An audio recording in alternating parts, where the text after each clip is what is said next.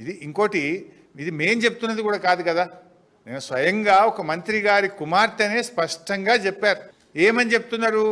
ముఖ్యమంత్రి గారి సన్నిహితులే తుపాకీ బట్టి బెదిరించారు, ముఖ్యమంత్రి గారు జపాన్ నుంచి ఫైలు ఆపించారు, ఒక మంత్రి గారు టెండర్లు వేయొద్దని మాకు హుకుం జారీ చేశారు, టెండర్ దక్కలేదని డిపార్ట్మెంట్ నే మార్చివేసినారు. అంటే మొత్తంగా కూడా ఒక అరాచకం నెలకొన్నది రాష్ట్రంలో. ఇలా ఇంత జరుగుతూ ఉంటే బీజేపీ కేంద్ర ప్రభుత్వం ఎందుకు మౌనంగా ఉందో మాకైతే అర్థమైతలేదు. ఇప్పుడు ముఖ్యమంత్రి ఆయనే, హోంమంత్రిగా ఆయనే ఉన్నారు. మరి ఇక్కడ విచారణ జరిగే అవకాశం లేదు.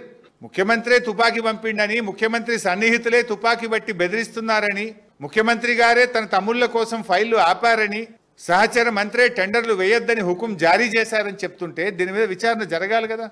నేను కేంద్ర మంత్రి కిషన్ రెడ్డి గారిని, సంజయ్ గారిని డిమాండ్ చేస్తా ఉన్నా, మీది జాయింట్ వెంచర్ గవర్నమెంట్ కాకపోతే, మీ మధ్య బడే బై చోటే బై సంబంధం అనుబంధం లేకపోతే దీని మీద కేంద్ర ప్రభుత్వ సంస్థల చేత ఎంక్వైరీ చేయండి, లేదా ఒక ఇండిపెండెంట్ జ్యుడిషియల్ కమిషన్ పెట్టి నిజాలు బయటకు తీయాలని చెప్పి ఇవాళ కేంద్ర ప్రభుత్వాన్ని మేము డిమాండ్ చేస్తున్నాం. లేదనుకుంటే మీ మధ్య అక్రమ సంబంధం ఉన్నట్టే, లేదనుకుంటే మీరంతా కలిసిమెలిసి ఈ రాష్ట్రాన్ని ఇవాళ దివాలా తీస్తున్నారు, రాష్ట్రాన్ని దోచుకుంటున్నారని రాష్ట్ర ప్రజలు భావించాల్సి ఉంటుంది. ఈ పాటి దానికి ఇంకా నేను ఏం చెప్తున్నా, కేబినెట్ మీటింగ్ అయినాక డిసెంబర్ 1వ తారీఖు నుంచి 9వ తారీఖు దాకా విజయోత్సవాలు జరుపుతారట. ఎందుకు నాయన? తుపాకులు పెట్టి వసూలు బాగా చేసినామనా? కాంట్రాక్టుల కోసం గల్లాలు పట్టుకొని క్యాబినెట్లో కొట్లాడుకుంటున్నామనా? మంత్రుల మధ్య తగాదాలు పెరిగిపోయి రోజు వీధినబడి రాష్ట్ర ప్రజల పరువు తీసినందుక?